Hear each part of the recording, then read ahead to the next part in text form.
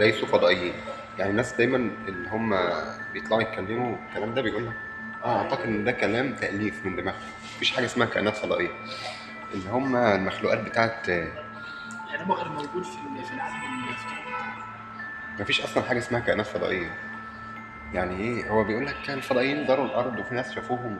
هم مش طبق طاير فضائيين. وبيطير. طبق طاير يا باشا، دول الحاجة والله طاير. دول جن والله.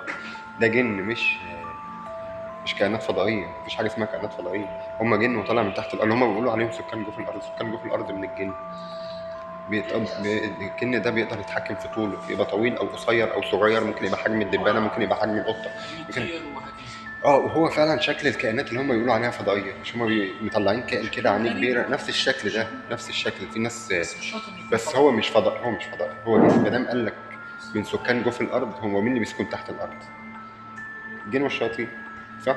وصحيح ايه اللي يخليه يجي السما؟ طب ممكن يكون جاي من الارض. هو لو جالك من السماء هو بيطير. والسما واسعه، مش هو هو جاي من عندهم الارض. حضاره متطوره جدا. احنا ما نقدرش نشوفهم. في ناس معينه بتقدر تشوفهم.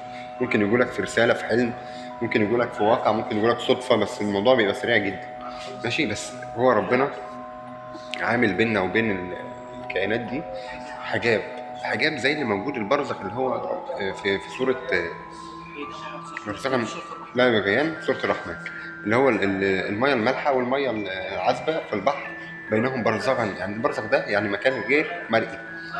ماشي. لا يا بغيان يعني ما بيجيش ده على ده ولا ده على ده. لكن في بعض الأوقات بتيجي المية المالحة على لا يا بغيان يعني ما بيجيش يعني الاثنين ما بيجوش على بعض بالكامل، لكن بيختلطوا بنسب قليلة جدا. ده اللي بيحصل، إن في كائنات مش مرئية بنقدر احنا نشوفها بس لحظات. تمام. احنا ممكن نروح عالمهم في البرزخ ده لما نكون نايمين، وممكن هم يجوا عالمنا لما نكون صاحيين بالصدفه. ناس معينه بتقدر تشوف الكلام ده. يعني مثلا ناس ساكنه في بيت معين يقول لك البيت ده مسكون، فالبيت ده فيه طاقه معينه. الطاقه دي بتخليه يقدر يشوف الكائنات دي. الكائنات دي هي اللي بيقولوا عليها كائنات فضائيه. هي مش كائنات فضائيه، هي جن. وفي عندك الجن وعندك حراس القصر. حراس القصر دول اللي بيحرسوا المكان اللي فيه الشيطان ابليس، لان ابليس موجود معانا على الارض وبيتحكموا في كل العالم. وانا قلت الكلام ده قبل كده في فيديو. تمام. وفي عندك الارواح، وفي عندك الاجسام الاثريه. الاجسام الاثريه دي اجسام الناس عادي وهي نايمه بتبدا تتحرك وتروح وتزور اماكن تانية. طبعا اللي عايز تفصيل هتكلم فيه بعدين. الارواح، ارواح الناس اللي ماتت بتقدر تزورنا وتطلع من البرزخ وتزورنا، وبيعملوا لنا حاجات. يعني ممكن ناس تقول لك انا بسمع صوت حاجات بتتحرك في الشقه يا جماعه، ونقعد نقول يا عم ده ممكن يكون الجيران بيحركوا حاجه او في حاجه وقعت من الهواء والكلام ده كله. لا يا عم، دي مش حاجه وقعت من الهواء، دي من الاخر انت عندك عفريت او ارواح في البيت. يعني ما تقلقش ما تقلقش خالص. هم طيبين، مش هيضروك. مش هيضروك. هم بيحاولوا يتواصلوا معاك عشان يوصلوا لك رساله معينه. يبقى الحاجب ده بيننا وبينهم ايه؟ الحاجب ده بعده او الحجاز اسمه البرزخ ده بيننا وبين الكائنات الغير مرئيه. ايه هم؟ الجن والملائكه، وبعض حراس القصر اللي هم من الشياطين، والشياطين نفسهم، والاجسام الاثريه والارواح. بيحاولوا يتواصلوا معانا بعض منهم. ماشي. وبيبداوا يعملوا حركات غريبه كده. انت بتعتبر ان الحركه اللي بتحصل عندك دي او الضوء اللي انت بتشوفه، لان في ناس كلمتني عن ان هم بيشوفوا ضوء غريب وهم بس اللي بيشوفوه بيظهر ويختفي مره واحده. دي رسائل طيفيه من الارواح.